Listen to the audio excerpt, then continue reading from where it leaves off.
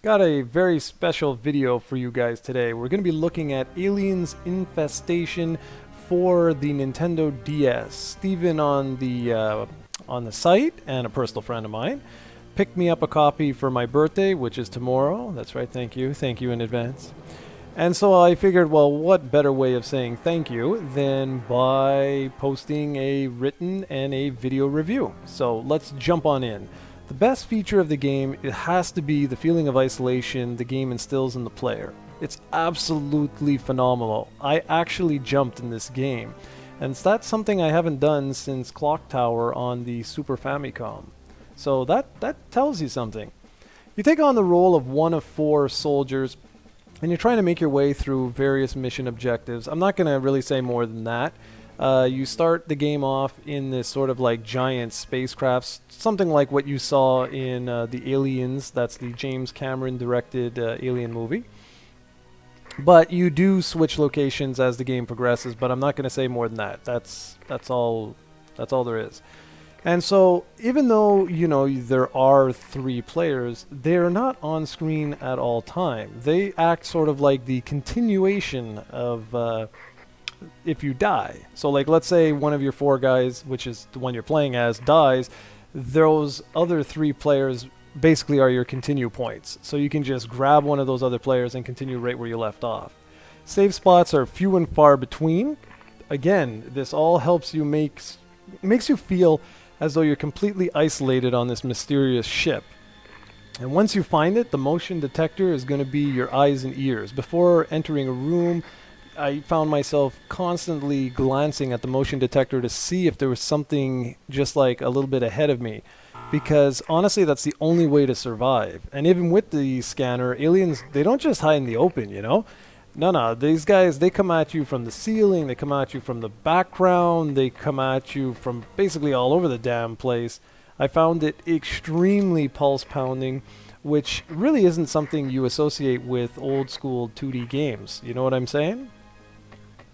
Another thing that was really great, I really like that the save spots, they sort of act as like the downtime. Sure, they refill your ammo, they allow you to save, you can switch characters if you want, even though they all play exactly the same. But they also allow you to try and figure out where you want to go next. They're sort of like your safe haven, if you will, because this game plays exactly like a Super Metroid type of game, in that there's, you know, hidden stuff all over the place. And yes, it is a Metroidvania type of game. In other words, it has the same similar map system. You can go back to previously traversed rooms in order to access new areas and things like that once you acquire new items.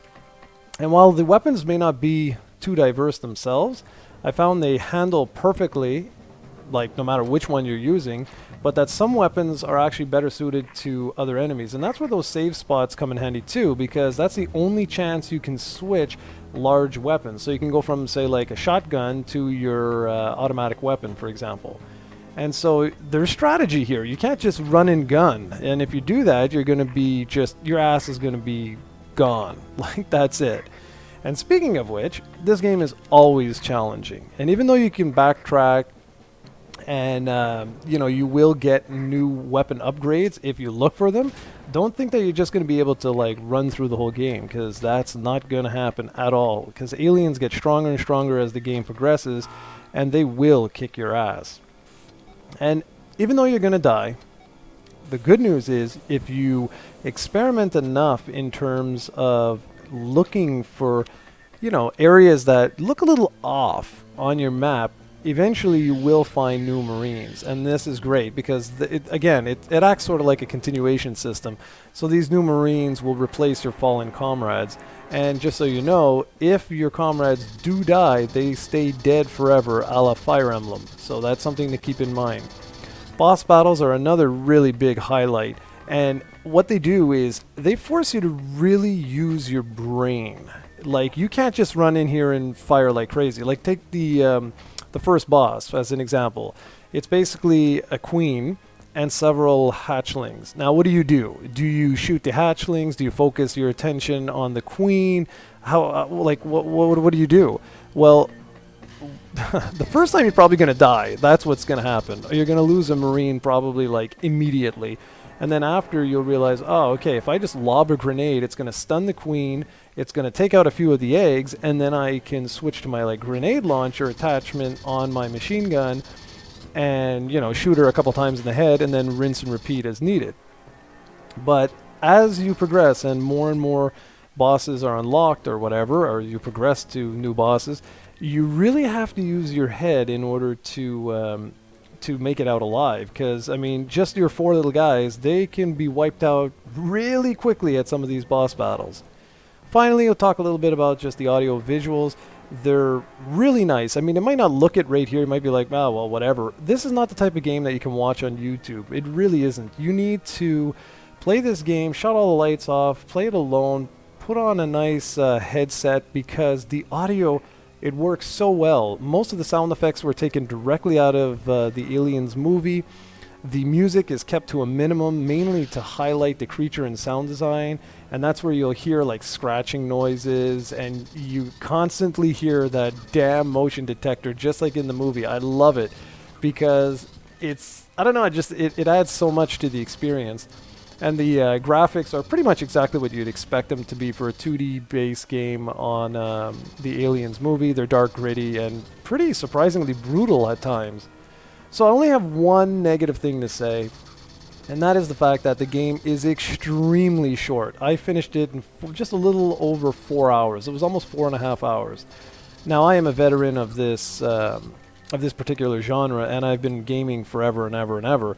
But even for a brand new player who's never experienced it before, I wouldn't even say this is a 7-hour game. I mean, I was looking at my activity log on the DS, well, on the 3DS where I played this, and yeah, it said that I had logged in like 4 hours and 27 minutes or something like that, but I don't even know if that's the full thing or not.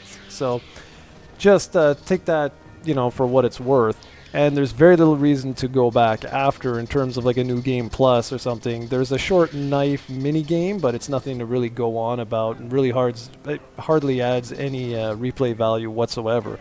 But that said, okay, this game can be bought on eBay right now, sealed, brand new for $7. For $7 or $10 or even $30, this is worth it. This is one of the best games on the DS for old school gamers, for veteran NES and SNES players, or anyone else that's really looking for just a unique survival horror-ish action game that plays something like a Metroidvania.